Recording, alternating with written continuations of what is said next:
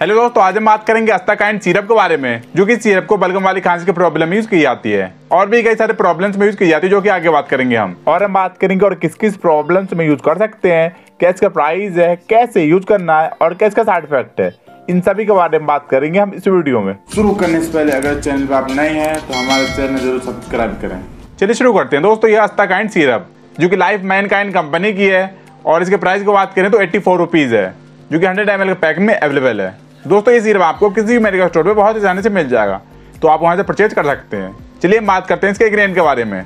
तो यहाँ पे देखते हैं terbutaline sulphate, bromhexine hydrochloride and guaifenesin. और इधर को देखते हैं terbutaline sulphate 1.25 mg, bromhexine hydrochloride 2 mg, guaifenesin 50 mg available है। दोस्तों अस्ताकाइंड एक्सपेक्टोरेंट सिरप जो कि कफ का सबसे बढ़िया सिरप है और काफी अच्छे लिए दिया गया है। चलिए हम बात करते हैं और किन किन प्रॉब्लम्स में यूज कर सकते हैं। नंबर 1, इस सिरप को खांसी के प्रॉब्लम में यूज कर सकते हैं।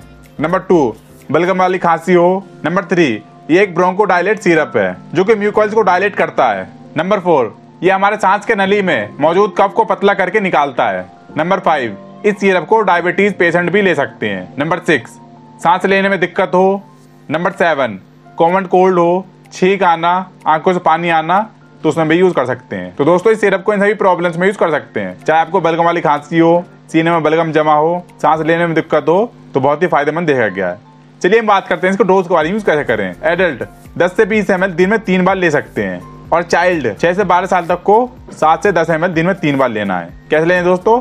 एडल्ट बड़े 10 से 20 ml दिन में 3 बार ले सकते हैं और चाइल्ड 6 से 12 साल तक को 7 से 10 ml लेना है दिन में 3 बार। और इस सिरप को लेने के बाद कम से कम 30 मिनट तक पानी ना पिए और उसके बाद जितना मर्जी उतना पानी पी सकते हैं और इस सिरप को 5 से 7 दिनों तक यूज कर सकते हैं। चलिए हम बात करते हैं इसके प्रिकॉशन के बारे में। अगर ये सिरप आप यूज कर रहे हैं तो बात ध्यान रखें। नंबर 1, ड्राइव करते वक्त इस सिरप का यूज ना करें। Number 2, kidney liver disease use ना करें विदाउट डॉक्टर के एडवाइस के। नंबर 3, प्रेगनेंसी के दौरान भी यूज ना करें विदाउट डॉक्टर के एडवाइस के। नंबर 4, यूज करने से पहले डॉक्टर से कंसल्ट जरूर करें सिरप के बारे में। चलिए हम बात करते हैं इसके साइड इफेक्ट के बारे में। तो दोस्तों इस सिरप के कोई बड़ा साइड इफेक्ट नहीं दिया गया है। अगर बाय दफा यूज करते वक्त इनमें से कुछ भी देखे, जैसे कि वॉमिटिंग, हाथ पैर कंपन होना, नोजिया, तो बिल्कुल भी घबराए नहीं, इस सिरप को यूज करना बंद कर दें और डॉक्टर से कंसल्ट करें। ठीक है दोस्तों, ये थी आज का हमारा वीडियो अस्ताकाइंड एक्सपेक्टोरेंट सिरप के बारे में, जो कि सबसे बढ़िया सिरप है और काफी अच्छे लिए दिया गया है।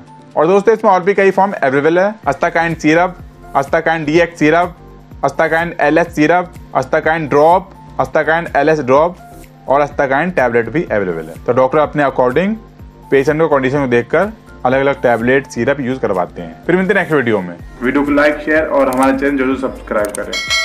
दोस्तों अगर आपको किसी भी दवाई से संबंधित जानकारी चाहिए तो हमें कमेंट बॉक्स में पूछ सकते हैं। ठीक है दोस्तों, फिर मिलते हैं नेक्स्ट वीडियो में। धन्यवाद।